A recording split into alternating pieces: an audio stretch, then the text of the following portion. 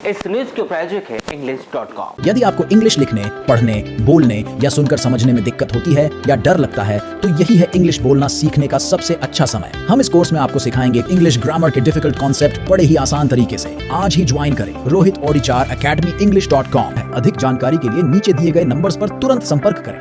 नगरपालिका अध्यक्ष भारती सुरजीत ठाकुर के द्वारा गीत स्वच्छ बालाघाट सोशल मीडिया पर इन दिनों काफी चल रहा है, जिसमें वह स्वच्छ बालाघाट बनाए जाने और सुंदर बालाघाट बनाए जाने को लेकर गीत गा रही है।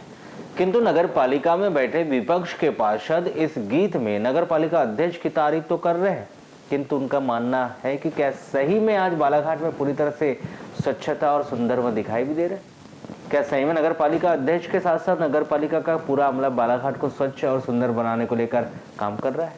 उन्होंने ऐसे कई प्रश्न नगर पालिका पर खड़े किए और उन्होंने कहा कि आज नगर पालिका के द्वारा सिर्फ उन्हीं सड़कों को और उन्हीं सुंदर दीवारों को दिखाया जाता है जो पहले से ही स्वच्छ है, किंतु कोई भी आज शहर में इतवारी बाजार, गुजरी बाजार, अवंतीबाई चौक, बूढ़ी भटेरा और शहर के निचले क्षेत्रों में व्याप्त गंदगी पर कोई ध्यान नहीं दे रहा है और सिर्फ वहां वाई लूटने का काम नगर पालिका के द्वारा किया जा रहा है।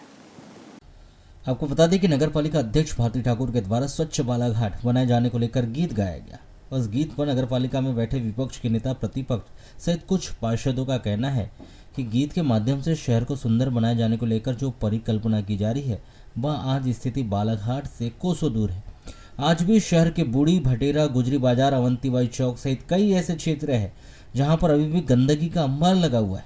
नगर पालिका स्वयं ही इन क्षेत्रों में कचरा डंप कर रही है, जिसका एक छोटा सा उदाहरण शहर के अवंतीबाई चौक स्थित पुराने आबकारी कार्यालय के खाली प्लाट में देखा जा सकता है, जहां पर नगर पालिका के द्वारा स्वयं ही अन्य वार्डों का कचरा लाकर यहां जमा किया जा रहा है और यह रहिवासी क्षेत्र होने के कारण वार्ड वासियों को इससे बहुत ही दिक्कतों का सामना भी करना पड़ता है।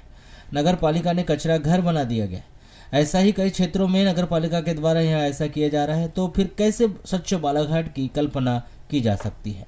विपक्ष के पार्षदों का मानना है कि आज जिस प्रकार से नगर पालिका अध्यक्ष के द्वारा यहाँ परिकल्पना की गई है उसे नगर पालिका के अधिकारी कर्मचारी ही पूरा नहीं कर रहे, जबकि ऐसा नहीं होना चाहिए।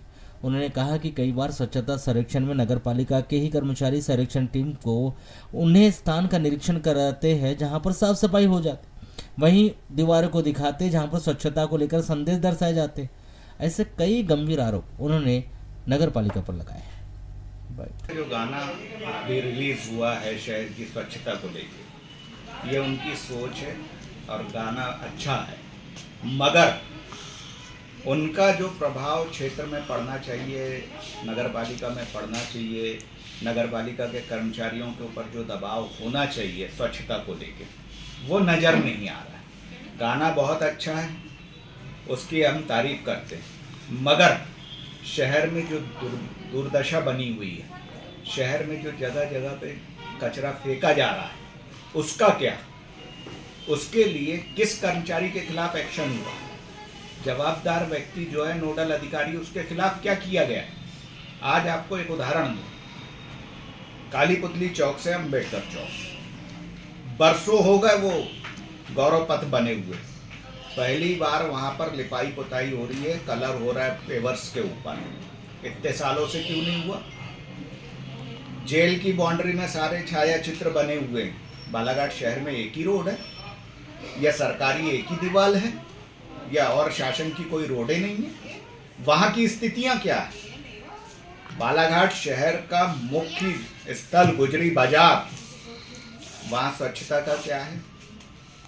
वहां दिन भर दुकानें लगती हैं, दिन भर शहर के नागरिकों को आना जाना है, सब कुछ है। स्वच्छता यहाँ प्रदर्शित होती है जहाँ पब्लिक का आना जाना या व्यापार ज़्यादा हो, वहाँ स्वच्छता की क्या स्थिति है, इसके बारे में विचार करना चाहिए और कार्रवाई करना चाहिए। तो ऐसी जगह पे कार्रवाई और सुंदरता का प्रयास करना चाहिए। उन्होंने तो एक मैसेज दिया है गाने के माध्यम से कि शहर के नागरिकों को स्वच्छता की तरफ ध्यान आकर्षित करना चाहिए, मगर शहर के जो नागरिक हैं उनको नियमावली में हम कैसा लाएंगे, ये नोडल अधिकारी सुबह 6 बजे से रोड के ऊपर दिखेगी जब समझ में आएगा। बालाघाट का नोडल अधिकारी कौन है? 33 पार्षदों से पूछो किसके वार्ड में दिन में एक चक्कर लग जाते हैं, कोई मतलब नहीं। बालाघाट के नोडल अधिकारी नगर पालिका में 2 बजे आता है, पीछे जाता है, फाइल में सिग्नेचर किया और कहाँ जाता है तो पता नहीं, तो ये स्वच्छता है। माननीय अध्यक्ष जी के द्वारा अपने शहर के निवासियों को मैसेज देने के लिए गाना रिलीज़ किया गया है।